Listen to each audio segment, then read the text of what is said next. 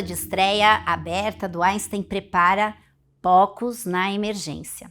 Eu sou Milena De Paulis, sou pediatra emergencista, gosto muito do tema, vou trazer um pouco do meu conhecimento para você, tanto para você que não sabe sobre o assunto, quanto para você que já tem algum conhecimento.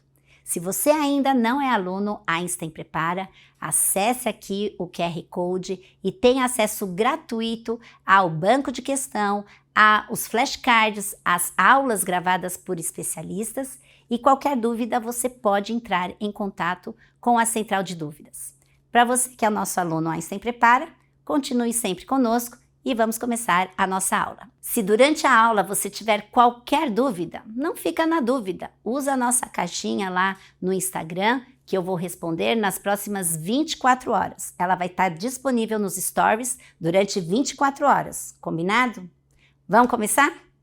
Então vamos lá. Por que o POCUS na emergência é tão importante? Porque ele, diferentemente do ultrassom que o radiologista faz, ele é facilmente realizado à beira-leito, ele não desloca o paciente. Então a gente faz isso na emergência.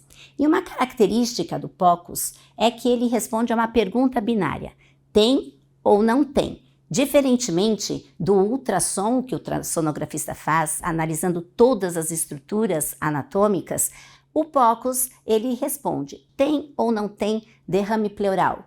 Tem ou não tem pneumonia?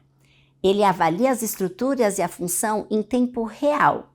A vantagem é que não tem radiação ionizante e pode ser realizado quantas vezes necessário. E isso vai fazer com que a gente tome a tomada de decisão assertiva, reduzindo a necessidade de exames complementares.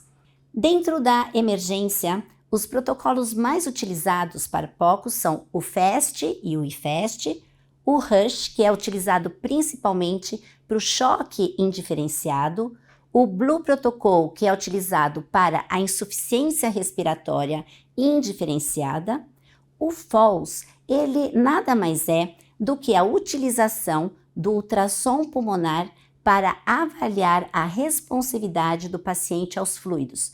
Como o POCUS cardíaco, ele precisa um pouco mais de habilidade, então nós conseguimos avaliar se há ou não sobrecarga de fluido através da análise do pulmão, analisando a congestão pulmonar. E o CASA é um protocolo que é utilizado na parada cardíaca para avaliar e diagnosticar as causas de parada cardíaca, principalmente o tamponamento cardíaco, o tromboembolismo pulmonar e também avaliar a questão da função cardíaca no momento da parada. Vamos começar então pelo RUSH. Hoje nós vamos abordar aqui os dois protocolos mais importantes na emergência, que é o RUSH, que é para aquele paciente que chega com o choque indiferenciado, e depois nós vamos falar sobre o Blue Protocol, que é para aquele paciente que chega com uma insuficiência respiratória indiferenciada. Se você tiver dúvida, nós temos a nossa caixinha de perguntas no Instagram, que você pode fazer qualquer pergunta que eu vou responder para você. Vamos lá. Então, o que o RUSH vai avaliar? Ele vai avaliar 4 componentes: a bomba cardíaca, a cavidade torácica, a cavidade abdominal e os vasos. Geralmente, isto é direcionado como a bomba cardíaca, cavidade torácica e abdominal é o tanque e os vasos são os canos, ok? Então vamos lá.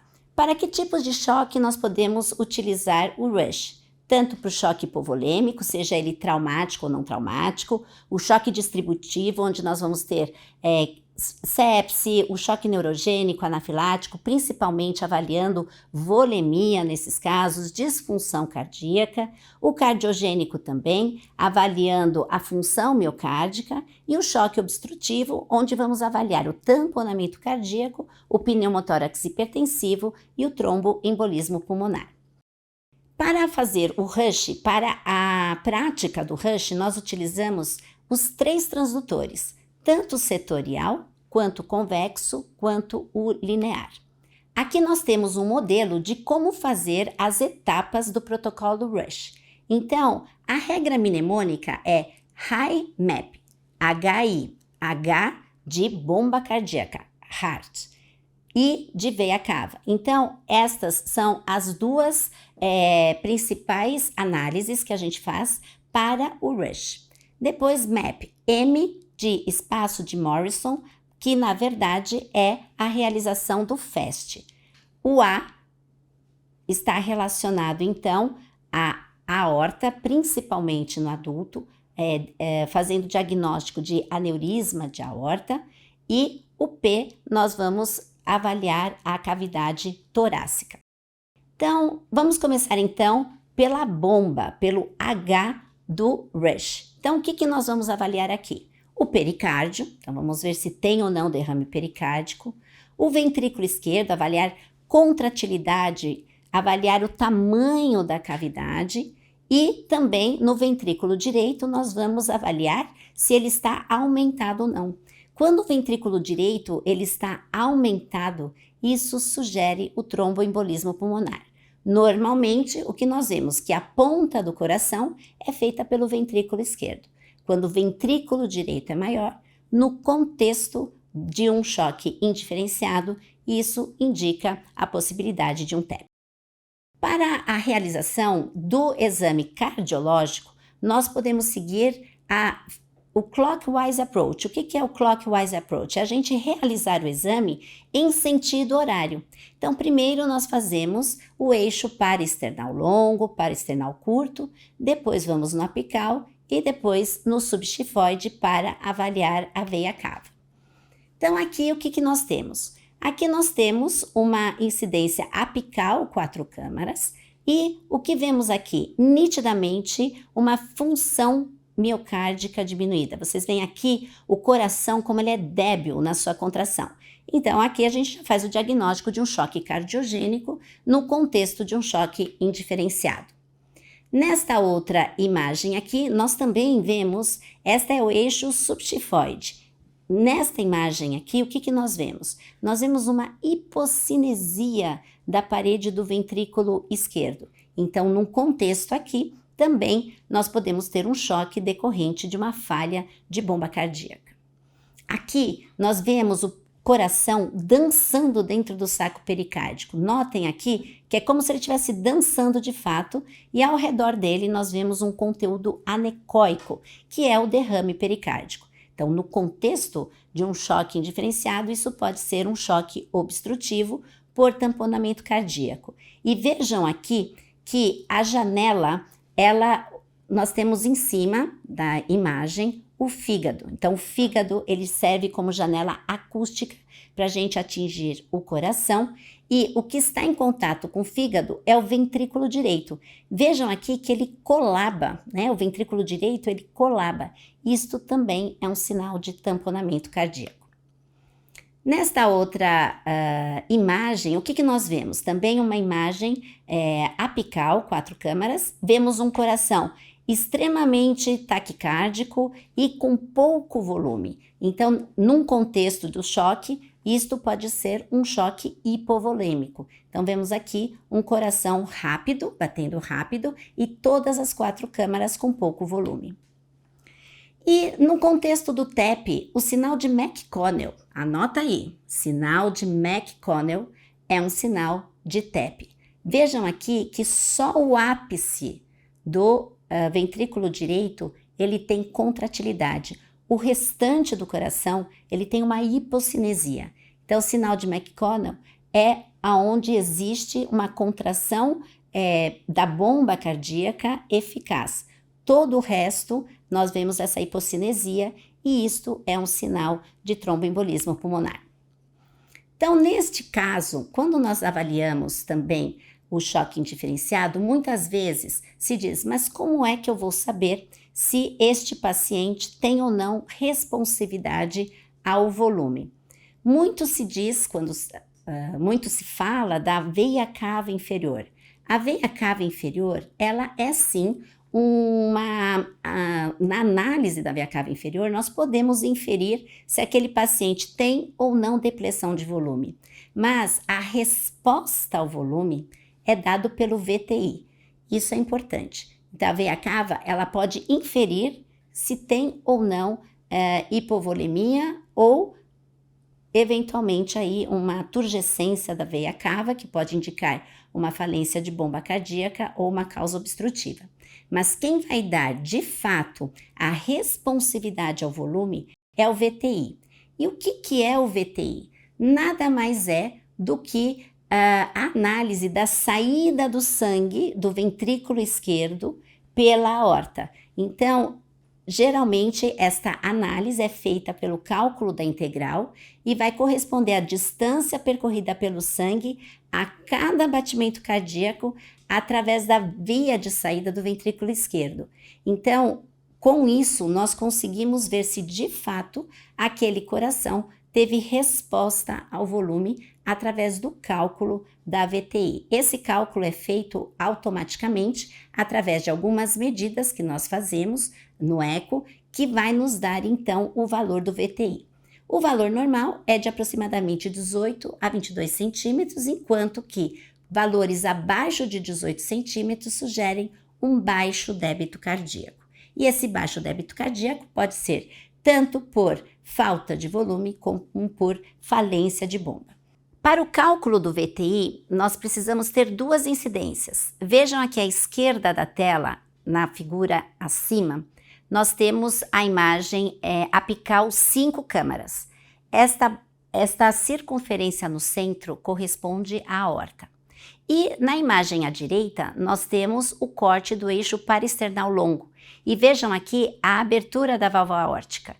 Nós colocamos o transdutor para fazer a mensuração da abertura da válvula e exatamente no momento onde tem a saída do fluxo do ventrículo esquerdo para a aorta, nós fazemos o Doppler e aí sim nós calculamos a integral desta onda, que é o que nós vemos nesta imagem de baixo em vermelho. Nós tracejamos a onda deste fluxo que sai do ventrículo esquerdo para a aorta e o ultrassom, através das medidas que foram feitas nas incidências anteriores, ele dá o valor do VTI. Se você teve dúvida, agora é o momento de você escrever sua dúvida lá na caixinha do Instagram, tá bom? Vamos prosseguir então? Vamos para o I, de veia cava inferior. Aqui nós vamos colocar o transdutor bem abaixo do apêndice xifoide.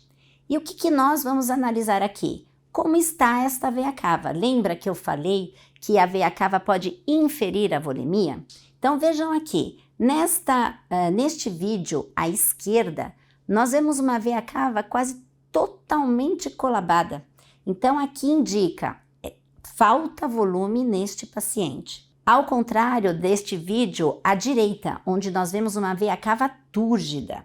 Então neste paciente aqui, cuidado com o volume, porque ou nós podemos ter uma falência de bomba ou então uma causa obstrutiva que faça com que esta veia cava esteja túrgida.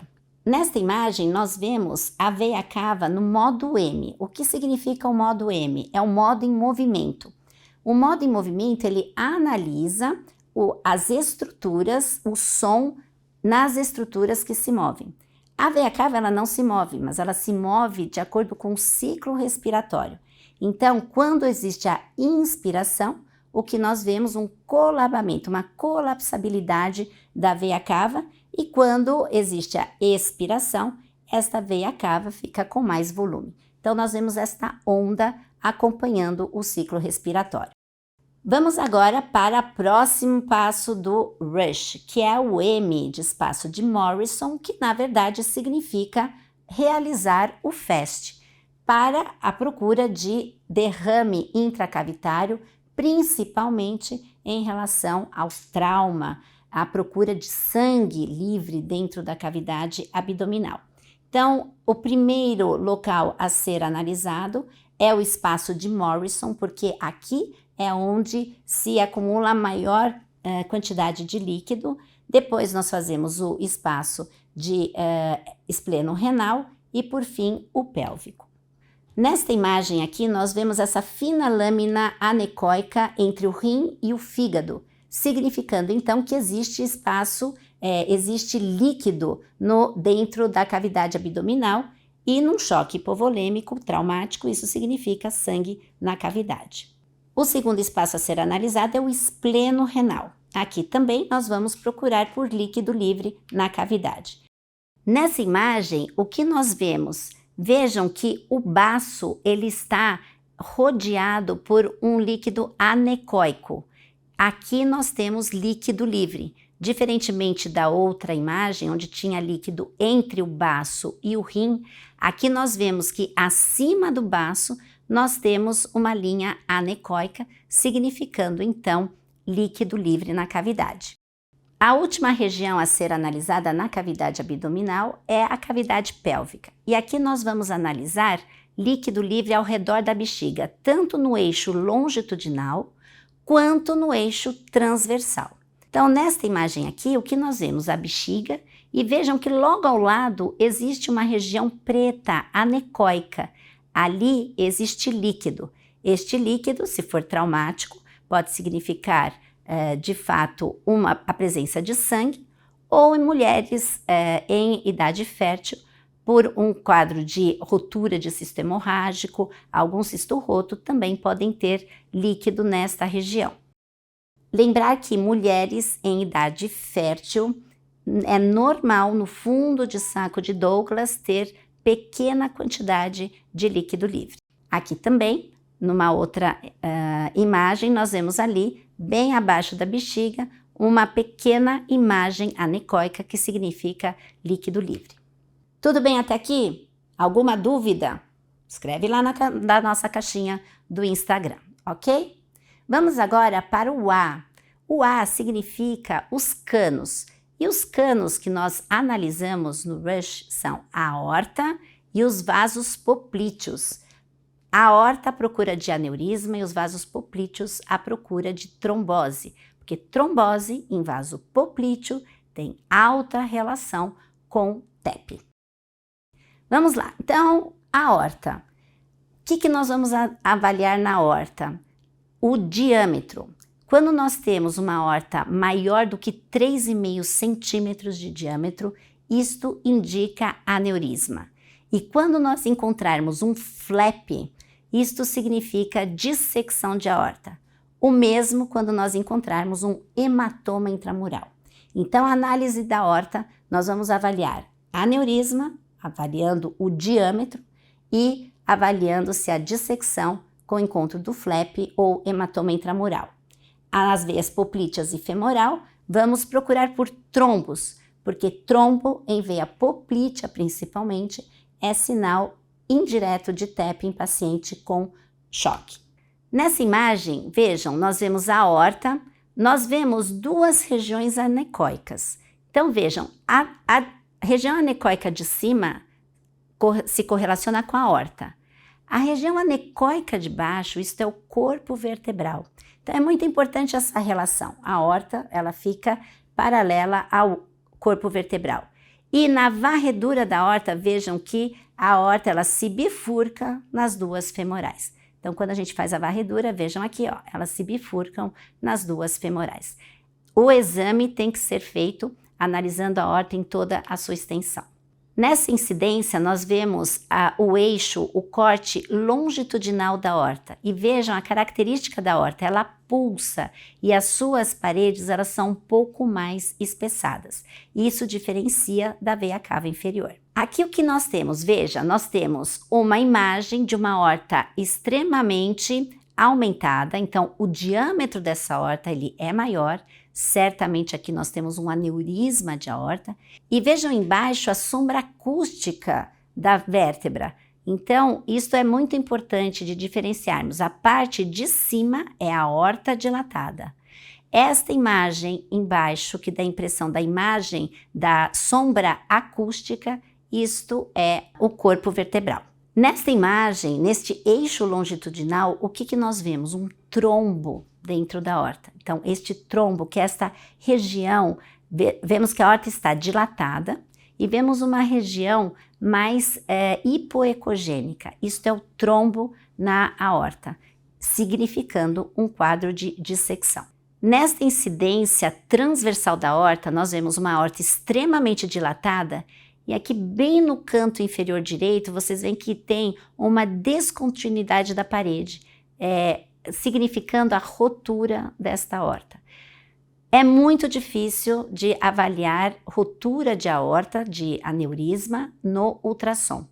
Não é o melhor exame, mas nós já vemos uma aorta dilatada, isto já indica a presença de um aneurisma e a necessidade de intervenções complementares. Nessa imagem nós também temos a incidência transversal e vejam a aorta que no centro dela tem um flap. Aqui é uma dissecção de aorta e que é comprovado nesta imagem longitudinal com o flap, então, ali presente, correspondendo à imagem do eixo transversal. Terminando a aorta, então, nós vamos para as veias poplíteas e femorais. O que é importante avaliar na veia? A compressibilidade. Então, quando nós fazemos a compressão da aorta de artéria, geralmente ela não tem compressibilidade, ela pulsa.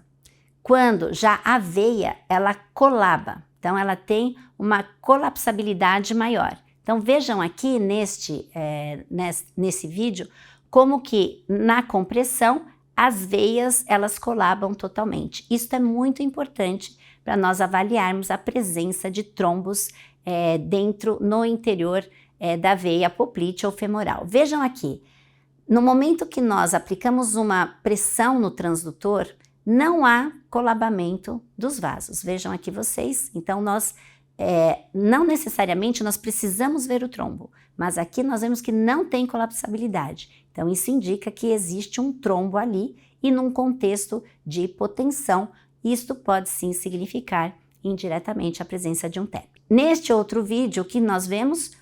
A não colapsabilidade da compressão do vaso é aqui sim um trombo. Vejam esta veia embaixo, vejam que a artéria pulsa, né? Você vê a artéria pulsando. Em cima é o vaso, que inclusive no seu interior tem um trombo. Essa imagem mais hipoecogênica, hiperecogênica, misturada, isto é o trombo. Então, no contexto, isto pode significar presença de TEP se houver hipotensão no paciente. Aqui a mesma coisa, então nós vemos que não há colapsabilidade e existe um trombo no interior do vaso. Tudo bem? Chegamos até aqui. Dúvidas? Coloca lá na caixinha do Instagram, ok? Vamos para o pulmão? O MAP, o P do Rush. Então o pulmão é um órgão que contém ar e não pode se estudar as estruturas, né? Geralmente o que nós avaliamos? Nós avaliamos os artefatos, e aí principalmente as linhas A, B e C. Então, o que avaliar no ultrassom de pulmão? Tem linha A presente, tem linha B, linha C, tem deslizamento pleural, tem presença de derrame pleural, tudo isso é importante avaliar. Vamos lá. Então, geralmente nós avaliamos os quadrantes pulmonares, são 8 áreas, as zonas de Volpicelli, que nós dividimos o quadrante anterior em quadrante superior anterior, inferior anterior, lateral inferior e lateral superior. Todos eles são bons para avaliar presença de pneumonia, presença de derrame pleural, pneumotórax. No entanto, o quadrante anterior superior é o mais indicado para análise de pneumotórax. E o quadrante inferior lateral, análise de derrame pleural. Principalmente naquele paciente que chega em insuficiência respiratória no pronto-socorro e que ele não tem como ter a análise do pulmão como um todo sentando. Então, muitas vezes o paciente fica em decúbito dorsal horizontal e nós vamos fazer, então, a análise dos campos pulmonares através das zonas de Volpicelli. São 4 áreas, zonas no hemitórax direito e 4 no hemitórax anterior esquerdo. Então, o que vemos aqui? Aqui são as linhas A. Vejam, o que são as linhas A? São essas linhas horizontais que elas reverberam, elas são equidistantes. Então, aqui as linhas A representam ar dentro do pulmão. Isso quer dizer pulmão normal ou um pneumotórax tem ar no pulmão. Então, nós vamos ver linhas A. Um DPOC tem muito ar no pulmão, vai ver linha A. Uma asma vai ver linha A. Então, a linha A, no contexto, quer dizer, temos ar dentro do pulmão. Isso pode ser um pulmão normal ou um pulmão patológico, principalmente com estes quadros obstrutivos. Então vejam aqui que a gente vê a linha da pleura é aquela linha bem hiperecogênica, a primeira, e depois a gente vê a reverberação dessa linha da pleura em todo o pulmão. Essas são as linhas A. O que são as linhas B? As linhas B, diferente das linhas A, que são horizontais, elas são verticais. Elas partem da pleura visceral e vão até a base da tela. Então, quando elas aparecem, isso significa que existe líquido dentro dos espaços interalveolares ou alveolares. Linhas B múltiplas e difusas são anormais. E é interessante que quando elas ocorrem nos septos interlobulares, elas são linhas B mais grossas. Quando elas acontecem nos septos interalveolares, elas são mais finas. Então, quando elas são mais finas, significa que tem líquido interalveolar. Isso pode significar, por exemplo, um edema agudo de pulmão. Quando elas são mais interlobulares, que elas são mais, têm uma espessura maior, isto num contexto de pneumonia pode estar presente, mas isto não é patognomônico, ok? Então é importante saber que nós temos linhas B mais finas e linhas B mais grossas que saem da pleura visceral, significando que ali tem alguma alteração inflamatória. Muito importante aqui, vamos fixar linhas múltiplas e difusas. Então linhas B múltiplas e difusas está em todo o pulmão, quer dizer, o pulmão inteiro está cometido. Então isso acontece no edema pulmonar ou então numa pneumonia intersticial, né? Onde a gente tem uma doença pulmonar difusa. Quando a linha B é mais localizada, aí sim ela pode indicar mais pneumonias, atelectasias ou uma contusão pulmonar. Então, esta característica, linhas B difusas, edema de pulmão ou doença intersticial pulmonar. Linhas B localizadas, ali pneumonias, atelectasias. Isto é importante de gravar, ok? Então vejam aqui, a gente tem linhas B difusas e vejam a linha da pleura, que é essa linha mais hiperecogênica, ela é totalmente irregular. Então aqui num contexto difícil de dizer, mas são linhas mais grossas, né? Vocês veem que são linhas mais grossas. Neste contexto aqui, se for localizada, pode significar uma pneumonia, por exemplo. Neste outro quadro, vocês veem que são linhas difusas, finas, que coalescem.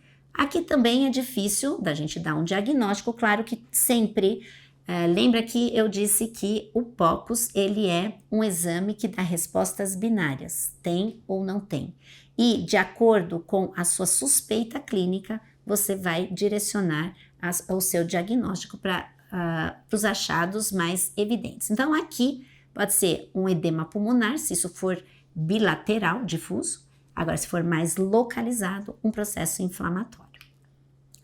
Aqui também, nós temos também linhas B. Vejam aqui que a gente tem uma irregularidade da pleura e se vocês notarem, nessas linhas B, parece até que falta um pedacinho ali próximo da pleura. Aqui, quando a gente tem essas falhas, né, essas falhas parecem as linhas C, que são características da consolidação pulmonar. Vejam aqui, nós temos a linha da pleura, abaixo da linha da pleura existe uma granulação branca, vários pontos brancos e depois as linhas B logo abaixo. Parece que faltou um pedaço, parece que foi mordido esse pulmão.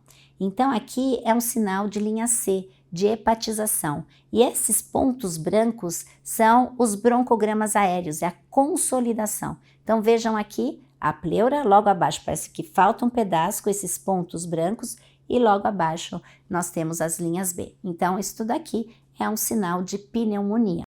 Note aqui que temos, vejam esses pontinhos brancos, eles se mexem conforme o paciente respira. Veja que eles não são estáticos, eles são dinâmicos. Então esses são os broncogramas aéreos, que são as linhas C. Nós temos nesta imagem da esquerda, vejam que o pulmão, ele como se ele estivesse dançando dentro de um líquido anecoico. Então aqui nós temos o derrame pleural e vejam esta imagem aqui deste pulmão dançando dessa forma, é chamado sinal do jellyfish, da água-viva. Então aqui é grande derrame pleural. Vejam que abaixo, com a respiração, a gente tem uma linha hiperecogênica mais convexa, que se relaciona com o diafragma. Nessa imagem à direita, vejam, parece o fígado. Essa é hepatização.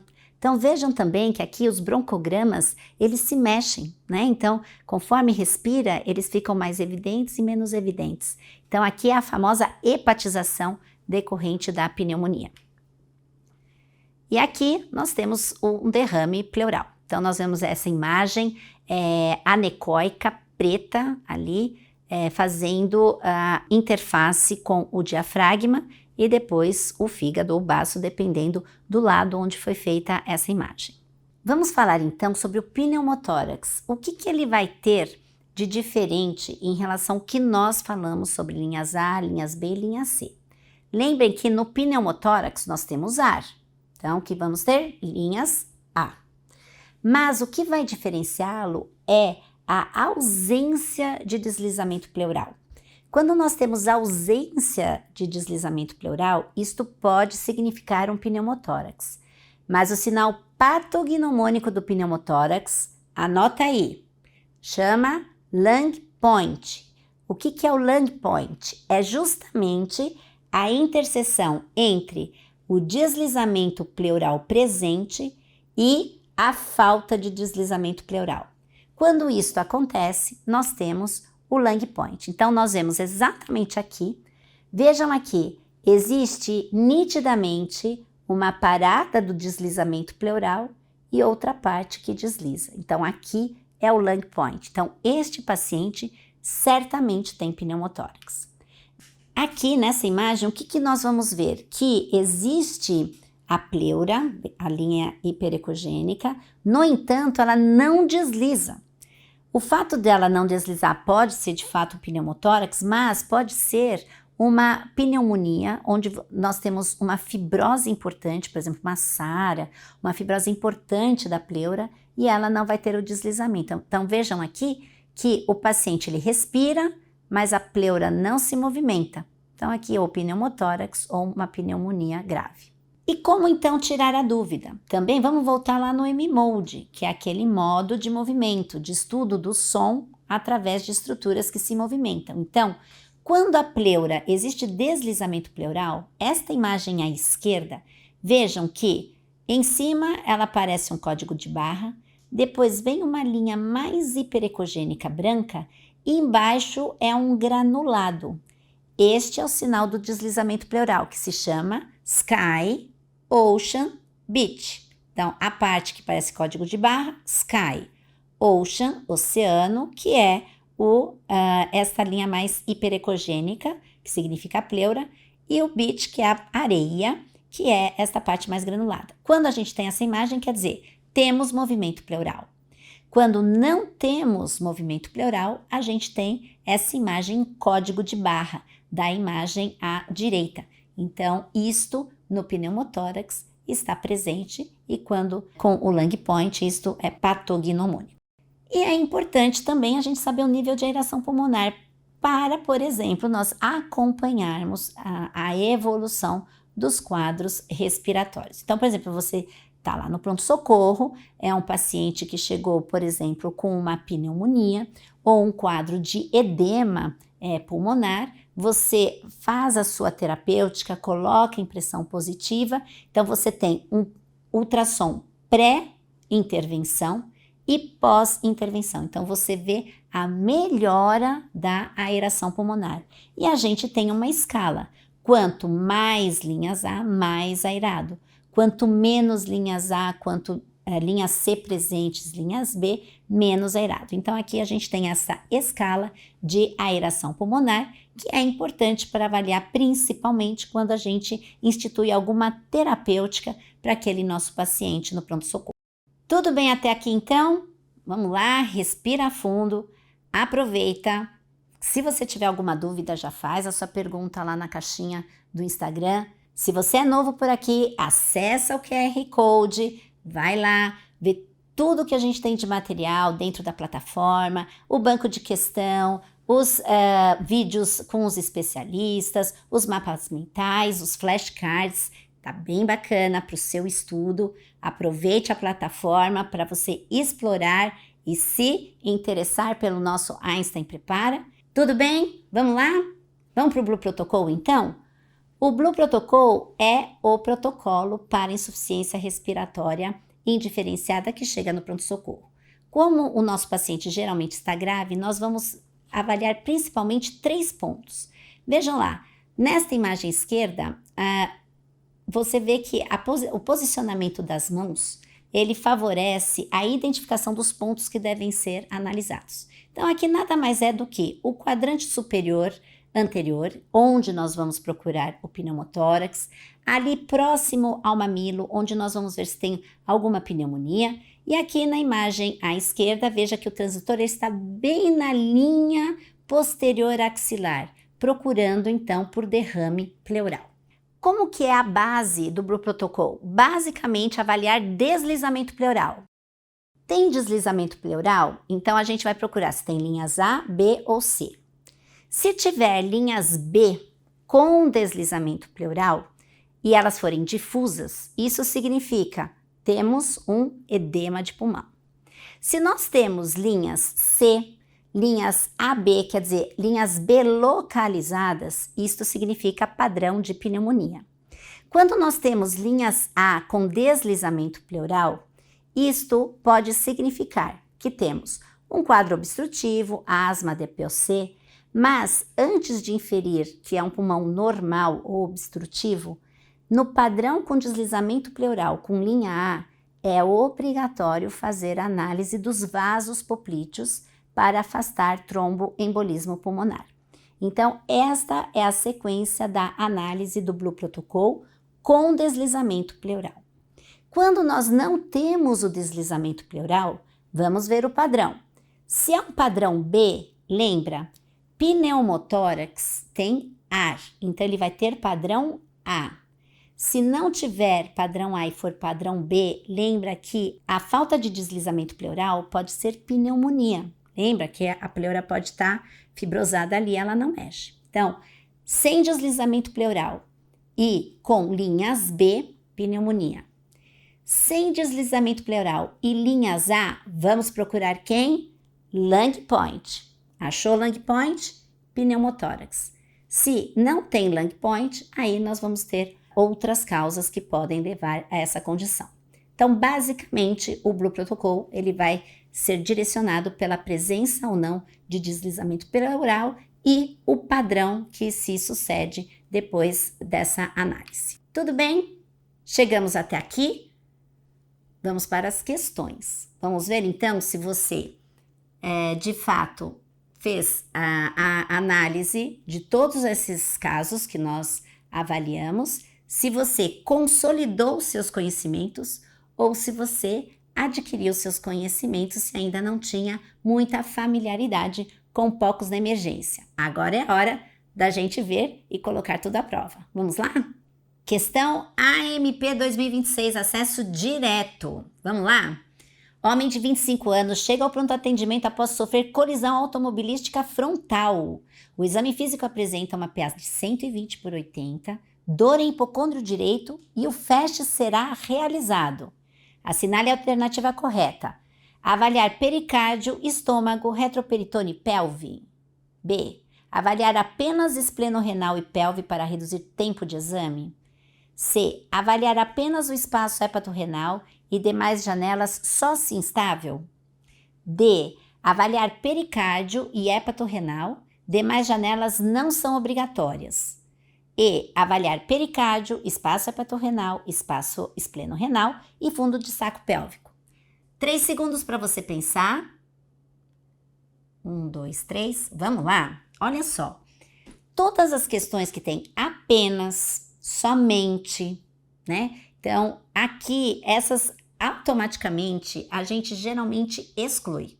Mas vamos lá, vamos analisar cada uma. Avaliar pericárdio, estômago, retroperitone e pelve. não dá pra gente, no FAST, a gente não avalia estômago, né? E também não avaliamos retroperitônio. Isso é um dado importante, que o FAST, ele pode ser negativo, mas ser positivo, porque nós não avaliamos o retroperitônio. Então, cuidado só nisso.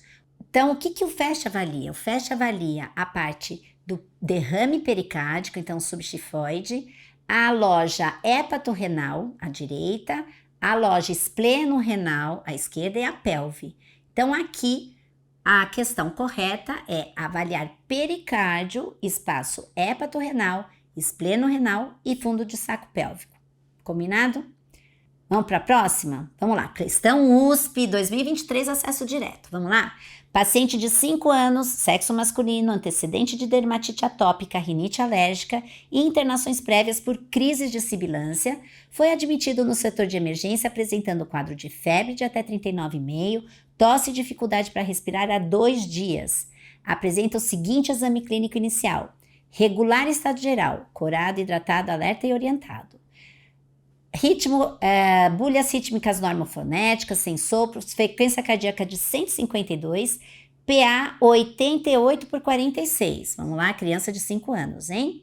Murmúrio vesicular presente, reduzido bilateralmente, com estertores crepitantes em base direita e sibilos difusos. Tem tiragem subdiafragmática, intercostal, de fúrcula e um tempo expiratório prolongado. Uma frequência de 42 respiratórias, saturando 92% em ar ambiente. Quando coloca a máscara de Venturi vai para 96 e tem um tempo de enchimento capilar de 2 segundos com pulsos cheios. Ele realizou o exame radiológico apresentado. Aqui, antes de eu mostrar para você o raio-x, o que você acha que já tem esse paciente? Isso é uma coisa muito importante na hora que você está fazendo questão de prova. Antes de ver as alternativas, tenta entender o que tem aquele paciente para você já ir direcionado na sua resposta. Então, olha só, o que temos aqui? Uma grande opacidade à direita. Então, o exame físico, ele fala que está estertorando, ele fala que ele tem desconforto respiratório. Então, é um quadro respiratório. Primeira coisa aqui, qual é a prescrição inicial mais adequada e o antimicrobiano a ser introduzido? Então, veja aqui, numa criança saudável que apresenta desconforto respiratório, a gente tem o agente mais comum, é o Streptopneumoniae. Vamos ver as questões aqui. Salbutamol 600 microgramas, via inalatória, 3 vezes com intervalo de 20 minutos, ele tá chiando, né? Prednisolona, máscara de Venturi, o antimicrobiano aqui, penicilina cristalina endovenosa. Depois nós temos salbutamol 200 microgramas, via inalatória, 3 vezes com intervalo de 20 minutos, prednisolona, máscara não reinalante, que aqui a máscara não reinalante dá 100%, e como antimicrobiano, azitromicina endovenosa. C, salbutamol via inalatória, 3 vezes com intervalo de 20 minutos, aqui uma expansão com soro fisiológico 400 ml, máscara não reinalante de oxigênio, antimicrobiano, penicilina cristalina endovenosa. E por fim, a letra D, salbutamol 600 microgramas via inalatória, 3 vezes com intervalo de 20 minutos, também uma expansão, máscara de Venturi e antimicrobiano, azitromicina endovenosa. Vamos lá, vamos pensar aqui? Tá tudo muito parecido, né? Pensa um pouquinho aí. Todas elas vocês veem que tem salbutamol. Ok, ele tá com quadro obstrutivo. Vai precisar? Vai precisar. Prednisolona faz parte do pacote porque é uma crise pelo menos moderada que ele satura 92%, ok? Aqui a gente vai ter que ver uma da máscara de Venturi 50%, outro da máscara não reinalante de oxigênio, ok? São 2 formas? São. Fiquei em dúvida aqui. Perfeito. Qual que vamos dar? Aí vamos ver o que pode desempatar. Antimicrobiano aqui, penicilina cristalina endovenosa e o outro azitromicina endovenosa. Veja, aqui já pela característica das bactérias que causam a pneumonia, qual que é a bactéria mais comum? Streptopneumoniae. A azitromicina tem muita resistência. Então aqui, entre A e a questão B, nós já descartamos a questão B. Aqui tá errado, tem 2 As seguidos aqui, foi um ato falho, vejam vocês, né? Porque a questão correta entre a A e a B é a questão A. Então, por enquanto, temos a questão A como a correta. Vamos lá para o C? Vejam que os dois, tanto a C quanto a D, vai fazer o quê? Expansão. Essa criança tem choque. Veja, ela tem 5 anos. Então, ela tem 88 por 50 de PA. 88 por 50, se a gente for fazer a regra do cálculo, para a gente saber se ela é hipotensa ou não, qual que é o cálculo? Lembra? 2 vezes a idade mais 70, para estar no percentil 5 de PA. Então, aqui, para ela estar hipotensa, deveria estar abaixo de 80 de sistólica. Então, ela tem 88. Então, já não tem um choque hipotensivo. A perfusão é 2 segundos. Você precisa fazer expansão nessa criança? Não, você não precisa fazer expansão nessa criança. Então, tanto a letra C quanto a D não se enquadram porque esta criança não tem choque. Então, ela não tem um quadro séptico, tem sim uma infecção grave. Neste contexto, então, a questão A é a mais correta. Vamos lá, então. Aqui, quais as imagens de ultrassom pulmonar compatíveis com a radiografia? Então, vejam, pneumonia. Lembra o que a gente falou? Faz aí um recordatório. Aproveita aí. O que a gente vai ver na pneumonia? Vamos ver ou linhas B ou linha C, ok? É isso que a gente vai ver na pneumonia. Vamos procurar aqui na radiografia? Então, vejam lá. O pulmão direito, eu vou até voltar lá para vocês verem, ó. O pulmão direito, ele está comprometido. O pulmão esquerdo está aerado normal. Portanto, o pulmão esquerdo vai ter o quê? Linhas A ou linhas B? Pensa rápido aí. Muito bem, se você respondeu linhas A. No pulmão direito, tem pneumonia. Sinais de pneumonia no ultrassom é o quê? Linhas B e linha C, ok? Vamos procurar as imagens? Então, vamos ver aqui qual que é a imagem que está correta nas alternativas. Então, vamos lembrar. O pulmão direito, ele está acometido, ok? Então, o pulmão direito está acometido. Quais são as alternativas que o pulmão direito está acometido? Alternativa A está acometido, certo? A alternativa tem linha C ali, tá vendo? A alternativa B, temos lá linhas B, ok, no pulmão direito. No C, a gente tem linhas A, já tira essa daqui. No D, está comprometido. Bom, então ficamos com A, B e D. Como é que está o pulmão esquerdo? Normal. Pulmão esquerdo normal, linhas A. Então, quem é que tem linhas A aqui? A alternativa A. As demais alternativas estão alteradas. Portanto, a alternativa correta é a A. Faça sempre este raciocínio. Antes de ver as alternativas, entenda o que a questão está te falando para você ir direto na alternativa correta. Vamos lá, USP 2025, acesso direto. Paciente sexo masculino, 57 anos de idade, antecedente de diabetes mellitus e gota. Comparece no pronto-socorro com queixa de tosse produtiva, com expectoração amarelada, febre aferida de 38,6 a 5 dias. Exame físico, PA de 132 por 84, frequência cardíaca de 98, frequência respiratória de 21, saturando 94% em ar ambiente, em bom estado geral, corado, hidratado e apneico, o aparelho cardíaco sem alteração, murmúrio vesicular presente com estertor crepitante na base esquerda. Veja aqui, crepitante na base esquerda, tá? Localizado. E abdômen e extremidades sem alterações. Assinale a alternativa que apresenta a radiografia compatível com o exame físico descrito e a principal hipótese diagnóstica. Vamos lá, 3 segundos para você pensar. A gente já deu aqui, também tem que pensar rápido, hein, pessoal? Porque na prova de residência, a gente tem um tempo ali. Então, a gente tem que fazer esse raciocínio rápido. Então, veja, localizado. O que a gente tem aqui? O que a gente vai esperar? A alternativa da radiografia que mais se encaixa aqui, vejam, todas, a alternativa A, a gente tem o quê? Uma opacidade ali em base. B, C e D, a gente não tem tanta alteração. Então, a alternativa correta aqui é a A. Vejam aqui, a gente tem esta opacidade retrocardíaca ali. Vejam a coluna. Acompanha a coluna ali, ó. Vem a coluna, depois ela fica mais esbranquiçada. Então, isso é o sinal da coluna. Então, tem coisa ali. E que faz sentido com o que o paciente apresentou na alternativa. Vamos lá. Esse paciente é medicado adequadamente, porém, após 3 dias do término do tratamento, ele retorna com febre persistente e o seguinte exame clínico, uma PA de 100 por 64. Lembra? Ele tinha 130, já está com 100. Frequência cardíaca de 121, respiratória de 25, saturação de oxigênio de 93% em ar ambiente. Regular estado geral, hipocorado, hidratado, aparelho cardíaco sem alteração, murmúrio vesicular presente com abolição da ausculta em base esquerda, abdômen e extremidades sem alterações relevantes. Então veja aqui, esse paciente melhorou ou piorou? Pensa rápido. Ok, pensou? Vamos lá. Assinale a alternativa que apresenta o achado ultrassonográfico compatível com a complicação da paciente. Então, veja, esta paciente nitidamente piorou, ok? Inclusive, os sinais vitais dela estão piores. E veja que ela tem um murmúrio vesicular presente com abolição da ausculta em base esquerda. Aqui não precisa saber de ultrassom.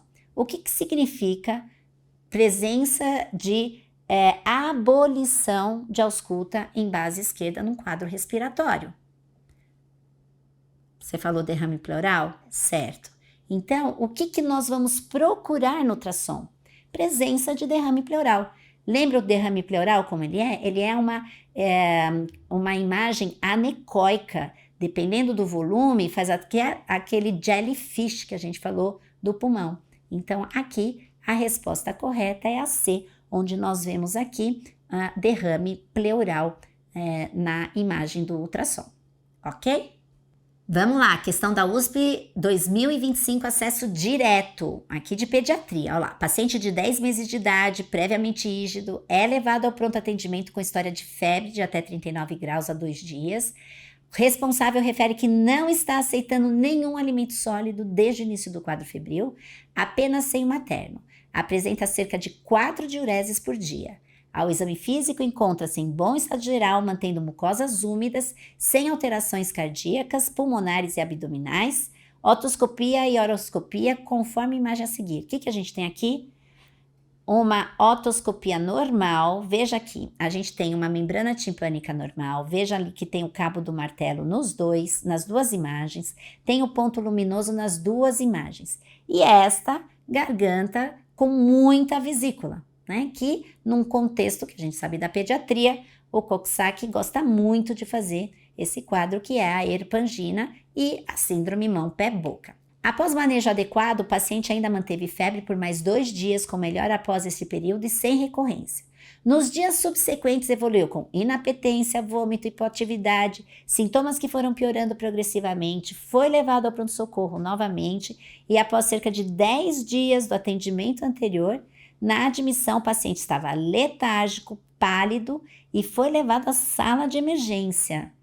A seguir, encontra-se a descrição da avaliação sistematizada, os dados de monitorização e a imagem da ultrassonografia pulmonar com o padrão observado em todos os campos pulmonares. Vamos lá? O que a gente vê aqui? Via aérea estava pérvia. B, murmúrio vesicular presente com estertores bilateralmente. Frequência respiratória 55, saturando 93%, tiragem subdiafragmática. Veja, aqui já está te dando a pista, hein? Estertores bilateralmente. Bulhas rítmicas, 2 tempos, normofonéticas, sem sopros, tempo de enchimento capilar de 6 segundos. Pulsos finos, fígado a 5 centímetros do rebordo costal direito. Abertura ocular e resposta verbal, estímulo doloroso, localizador, uma glicemia de 75. Nada digno de nota na exposição e fontanela anterior normotensa.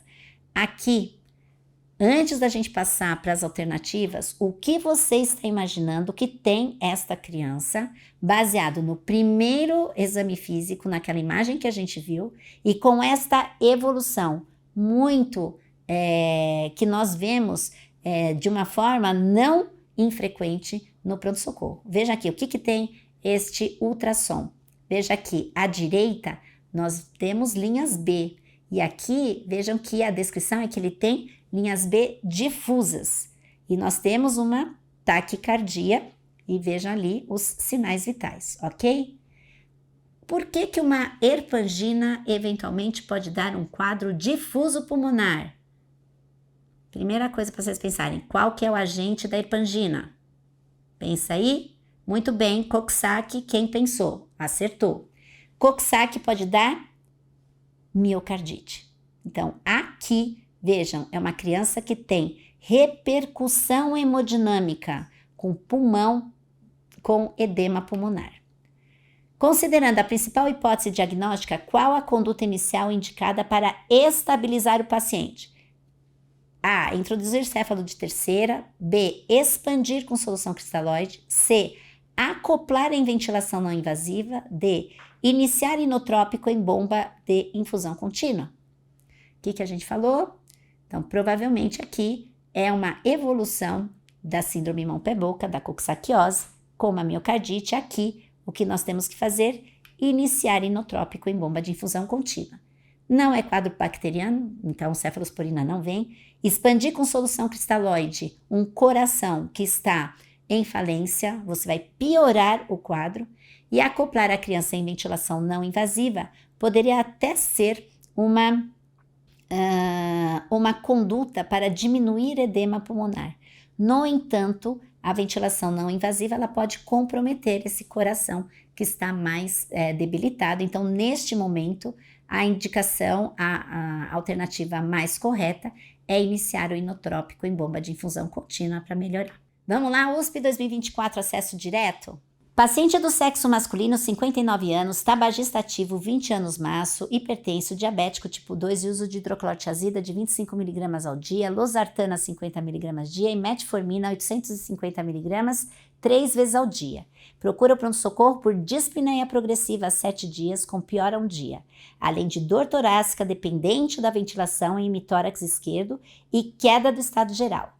ECG normal. Realizado POCUS pulmonar com as imagens a seguir. Então, o que temos aqui nessas imagens? Veja lá, pensa tudo no que o paciente tem. Veja, uma dispneia progressiva, então aqui é o Blue Protocol. Então, veja lá. Na imagem à sua esquerda, o que nós temos? Uma imagem onde nós temos linhas A e deslizamento pulmonar presente. À direita, no hemitórax esquerdo, nós temos um deslizamento pulmonar ausente com linhas B. Lembra lá do Blue Protocol? Deslizamento pleural ausente. Presença de linha A, vai procurar se tem pneumotórax ou outras condições. Deslizamento pleural ausente com linhas B, muito provavelmente isto é uma pneumonia, ok? Lembra que eu falei ali que nós podemos ter esta fibrose das pleuras. Então, aqui a gente tem, de fato, uma pneumonia à esquerda. Então, assinale qual é a melhor opção de tratamento para esse paciente. Antibiótico, diurético parenteral, ventilação não invasiva e vasodilatação com nitroglicerina, drenagem pleural fechada com catéter pigtail? Já demos a resposta, certo? Por isso que é importante você pensar antes da alternativa, porque aí fica fácil de você resolver. É antibiótico terapia. Diurético parenteral aqui não cabe, ventilação não invasiva não é o caso, vasodilatação com nitroglicerina ECG normal e também não tem um derrame pleural para que a gente drene este pulmão, ok? E não temos edema pulmonar para a gente dar diurético. Combinado? Então aqui você resolveu isso sem precisar ver as alternativas. Este é o segredo da prova de residência. Mais do que você estudar questão, o importante é você saber a matéria, entender o que a questão está dizendo e se antecipar nas alternativas. Vamos lá, USP 2024, acesso direto. Paciente sexo feminino, 52 anos de idade, hipertensa, admitida na sala de emergência com hipótese diagnóstica de sepse de foco pulmonar. Encontra-se confusa, hipotensa, com uma PA de 80/42, uma PA média de 55, extremidades frias e tempo de enchimento capilar de 6 segundos. Iniciada antibiótico terapia empírica com ceftriaxone, claritro e intravenosos. Realizada a prova volêmica com 500 ml de Ringer lactato sem reversão do quadro. Vamos lá, fez um POCUS pulmonar, landslide preservado. O que é landslide? Deslizamento pleural, ok? Linhas B bilaterais. Lembra lá, bilateral, não é localizado. POCUS cardíaco com VTI de 18, valor de referência maior que 17. Exame de imagem de veia cava inferior a seguir. Vamos ver? Vamos pensar nisso. Então, vamos lá. Landslide preservado, linhas B bilateral. VTI normal. Vamos ver como é que tá essa veia cava. É uma veia cava que parece que tá um pouco mais túrgida, né? Na prova a gente não vai ter vídeo, né? Então, aqui vocês veem que a veia cava parece que não tem uma colapsabilidade adequada, né? Então, aqui é uma veia cava que parece túrgida. Então, se a gente tem bilateral, ausculta linhas B bilateralmente, uma veia cava túrgida e um VTI normal, o que acontece com esse paciente? Provavelmente aqui a gente vai entender que temos um problema provavelmente de bomba cardíaca. Vamos ver o que eles vão perguntar? Vamos fazer uma nova prova volêmica até completar 30 ml por quilo em 3 horas? Realizar punção venosa central guiada por ultrassom para iniciar noradrenalina? C. Iniciar noradrenalina em acesso venoso periférico proximal? D. Iniciar dose de estresse de furosemida devido indícios de congestão sistêmica. Vamos lá? Por que iniciar noradrenalina em acesso venoso periférico proximal? Porque essa paciente está num choque séptico. Essa paciente tem, muito provavelmente, alteração de função cardíaca. Ela tem também uma vasoplegia, por conta da característica da sepse. Ela já está hipotensa. Então, neste caso aqui, mais importante é iniciar a noradrenalina. Por quê? O VTI dela é normal. Então, você não precisa dar mais volume para ela, né? Então, se você der mais volume para ela, muitas vezes o que pode acontecer aqui, você até descompensar. E se você dá furosemida, você tira volume. Então, aqui o mais importante é você melhorar o estado hemodinâmico do paciente. Então, iniciar a noradrenalina em acesso venoso periférico proximal, pelas características da clínica hemodinâmica dela e por conta da repercussão cardiopulmonar devido a esta infecção. Chegamos ao fim da nossa aula de POCUS na emergência. Espero que você tenha consolidado seus conhecimentos ou adquirido conhecimentos. Tá com dúvida? Não fica com dúvida. Escreve lá pra gente na nossa caixinha de perguntas do Instagram que eu mesmo vou responder para vocês. Para você que não é aluno, Einstein Prepara, acesse o QR Code, tire suas dúvidas na central de dúvidas. Para você que é nosso aluno, continue estudando, firme e forte, porque certamente vocês estudando vão ter muito sucesso na prova de residência. Até mais!